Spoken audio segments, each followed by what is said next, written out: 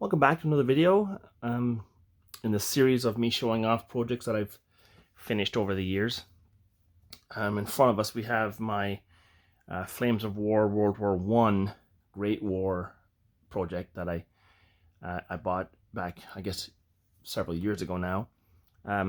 This is one of the projects that I actually am most proud of. It's probably one of the top 5 of the effort that I put into actually painting it and basing it, and generally just the research into it and all of the other stuff that comes along with our hobby.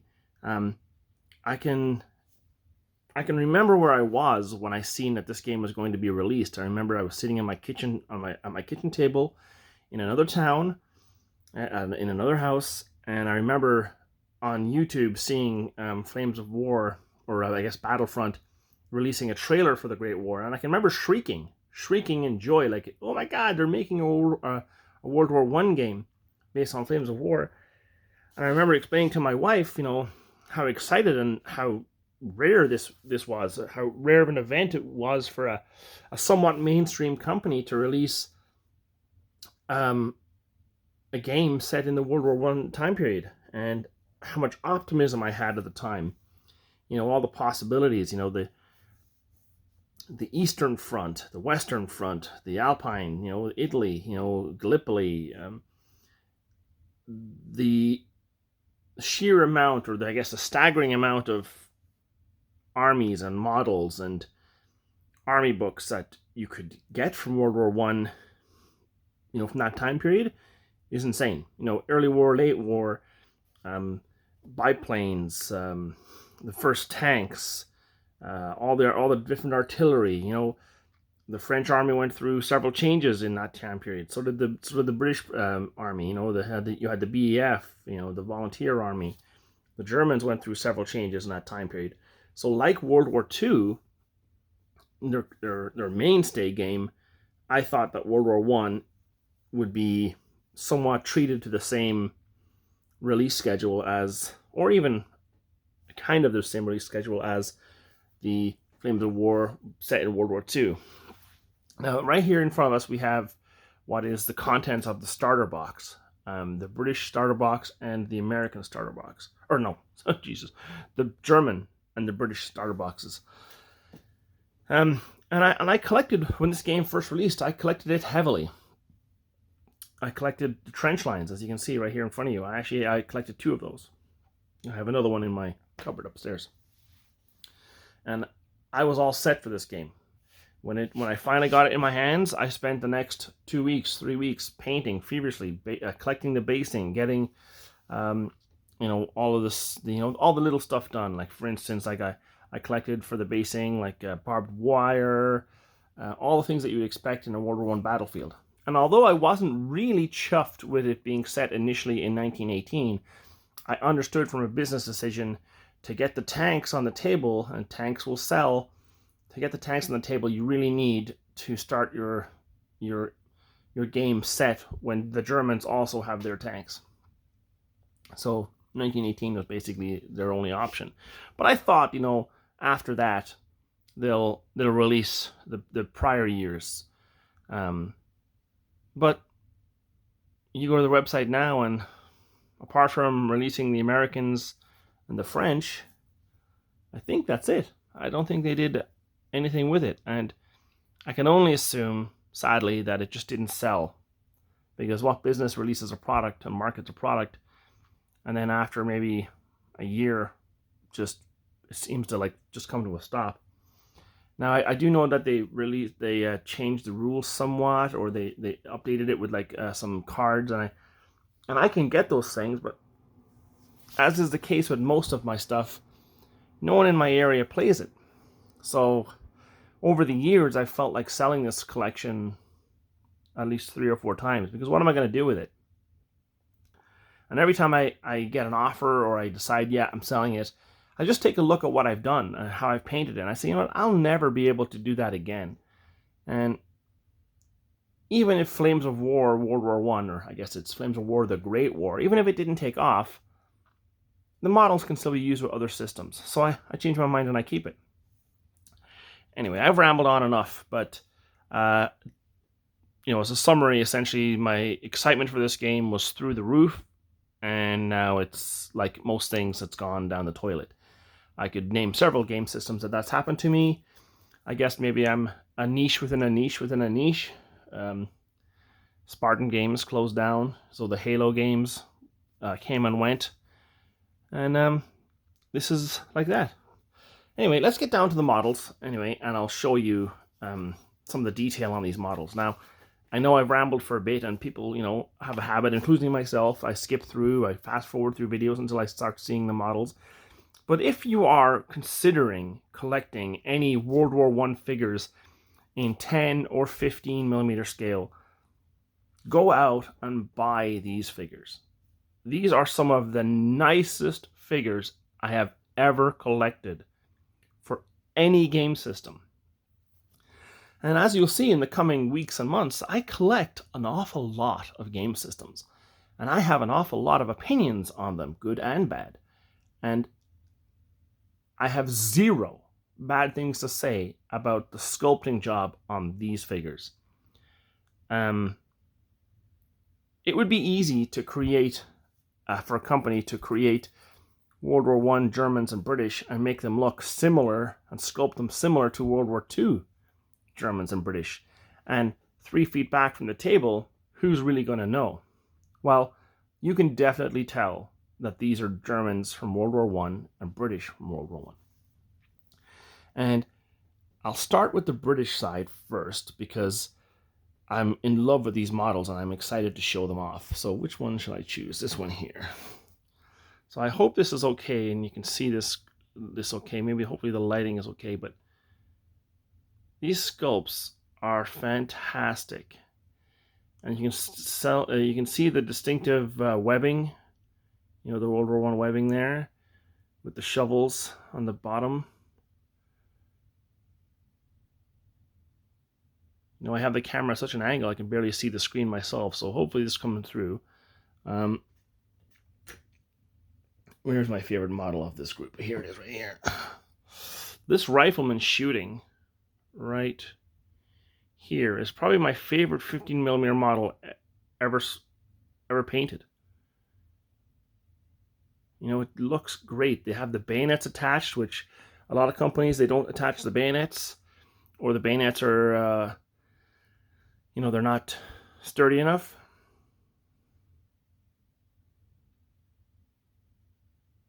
But that's a really cool model. Like I love that miniature. Now these bases here, these bases were from their the Battlefront pre-made plastic terrain bases. And what I did was, there's several of them. They come in a pack of like 40 or 50, and some of them have cobblestone and brick laying around. But what I did was, I just tossed the cobblestones and brick ones and laid them aside, and I took all the ones that looked like they had wood or could be transferred or made into looking like mud. So that's what I used for those, in case anyone's wondering. Here's another figure that I really love from this guy here at the back. The problem with having figures in the background is that my camera does not want to focus on the figures I'm trying to get to focus on. So, but you can see, like, these are really nice figures. So the starter set comes with, shaky cam, with 2 squads of British infantry, a heavy machine gun squad, 2 artillery pieces, 3 tanks, a whip-it over there, and 2 regular Mark males. Whether Mark 1 or Mark 5, I don't know. And then, a command team with like a sniper and stuff. So I'll go through that. Let's see, what else can I show here for these guys here? Let's see. Here's another squad. With the officer pointing, or the sergeant pointing. This guy's got a grenade, it looks like, in his rifle, maybe.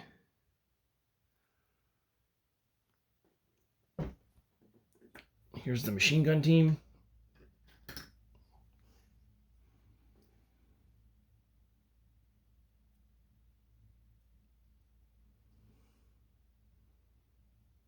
He's not actually holding the machine gun there, but anyway, that's okay. I'll show you the Whippet tank. Now, World War One, painting these is actually really neat because for once I decided in my painting the way that I would paint. It's a nice tank, and it's heavy. You know, it's all metal. Or this might be resin. Yeah, the hull is resin, but they're easy to paint. I mean, they're easier to paint than I believe like the World War II tanks, because sometimes World War II tanks have like a neat camouflage you have to try and paint on there. Nope, not so. These are too utilitarian. These are just paint them the green and whatever. I kind of forgot what I was talking about there. But, you know, when you're painting figures, my method of painting figures is A, I get the base coat down on all the figures.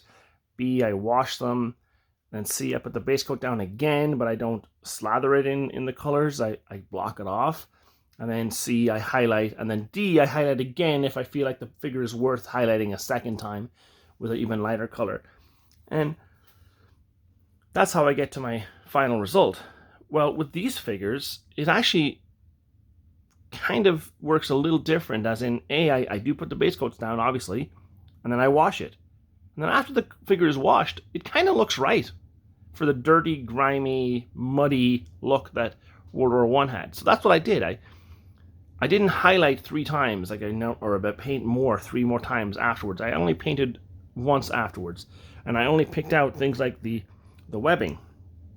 You know, like it's hard to show here in my terrible lighting, but you know, I just picked out the highlight. I picked up the you know, the brim of the Brody helmet and the webbing, and that's it. You know, because of the trenches and the mud, there's really not I didn't see a lot of point in painting further.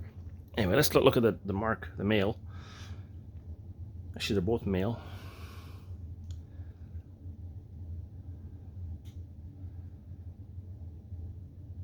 These are really, really detailed figures. Like, it's hard to get over this line didn't continue on. You know, it's just a really nice figure. Another nice thing, and I'm shaking the camera there because I'm trying something new with the tripod, but here's the artillery piece on the bigger base, obviously. And it just looks like no one... You could, I guess, if you didn't know, just think this is a World War II gun, but to me, there's no way that you would confuse this with a World War II gun. It's beautiful. It's a beautiful figure, and I'm really happy that I collected it and that I have it. Although I don't do a whole lot with it, I'm happy that I bought it and that I got into it, even though it didn't go anywhere. Now let's move on to the Germans. The Germans I did a little bit different. Obviously, I like painting my figures slightly different, just so that they're easier to pick out on the table. Several times I've been at gaming events or at friends' houses and they're gaming, and they've painted all their figures, and their basing schemes are the exact same. You know, the exact same flocked grass color. And I know one friend who really loves that, and good for him. If he loves basing his figures the same, that's great. But me, I like painting and basing, especially my figures for the 2 opposing sides, slightly different. And for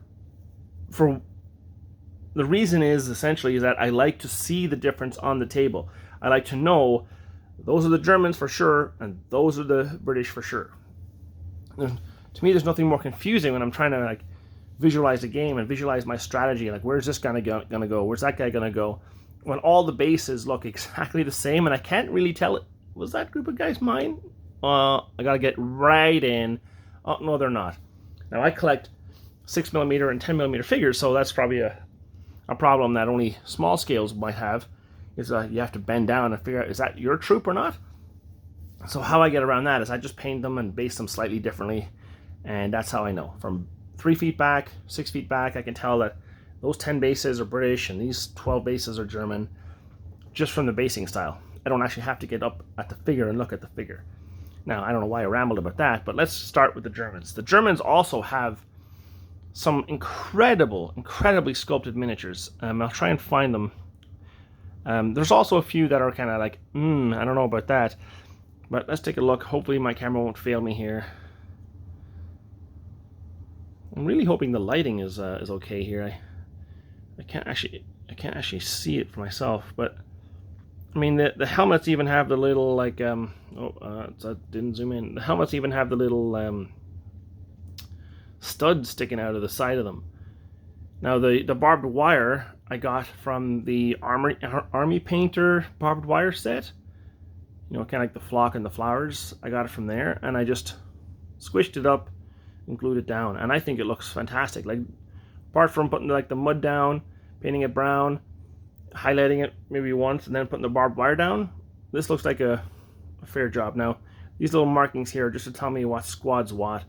I don't like it when sometimes they'll paint the whole back of a base red or green or blue or orange to denote the squads. I just put a little nick, a different colored nick in the corner just to know. So there's that guy. Here's the machine gun team.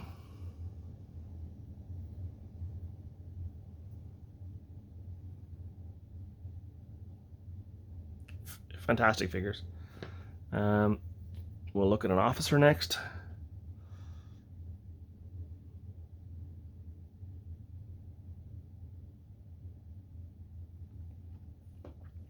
Now, where is the figure that I like from the Germans?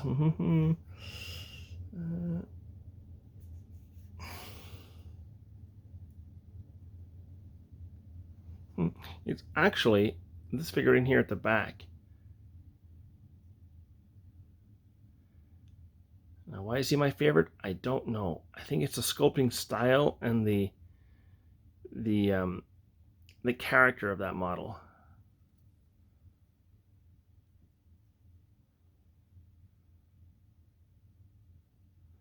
There's something about those World War I German helmets that, you know, there's a lot of character to them.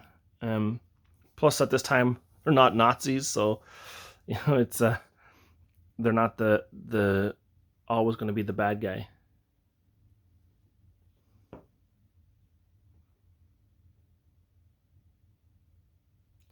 Okay, so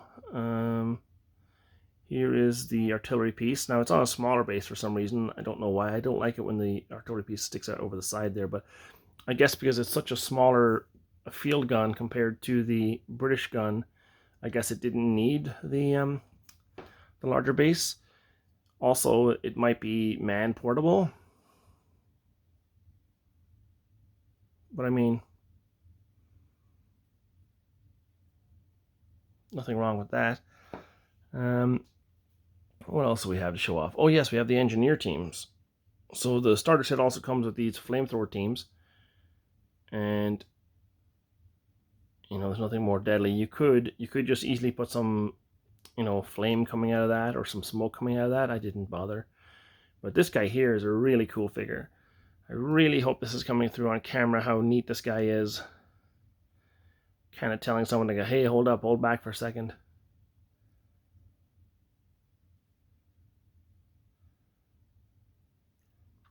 But that's them.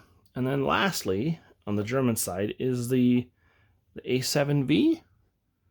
And this is a beautiful figure. Look at all the studs and the bolts in this. Now I've called him Nix there. You know, the main cannon. The big box. But it is cool. It is really cool. And these models are sturdy. They're very sturdy. That's all I can say. But they were super easy to paint. And they look right on the table. And then the last one here is Mephisto.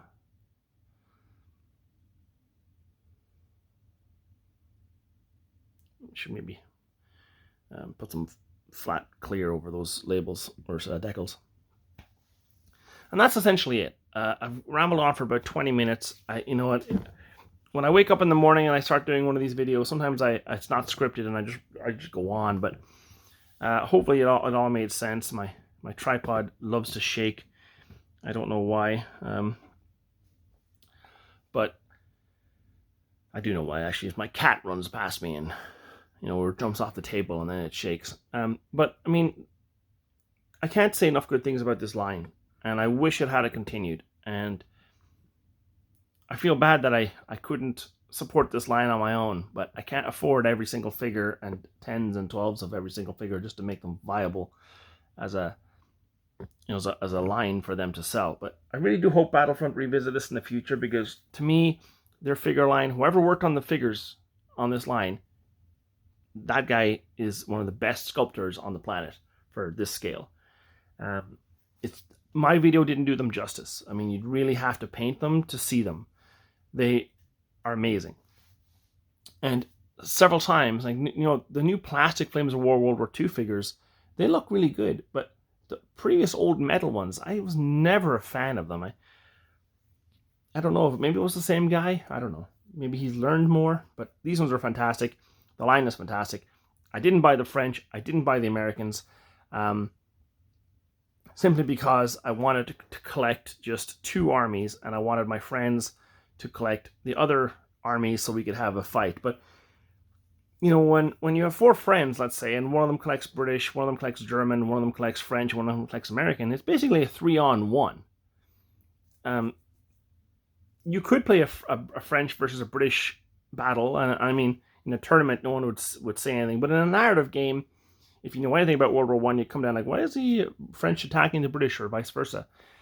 So I really wish they had made some Russians and some Ottomans and some Austrians, and flushed out the line a little bit more. Currently, you only have 1 of the Central Powers, and you have 3 of the Allies, and it's a real shame. The Austrians and the Russians would have been amazing.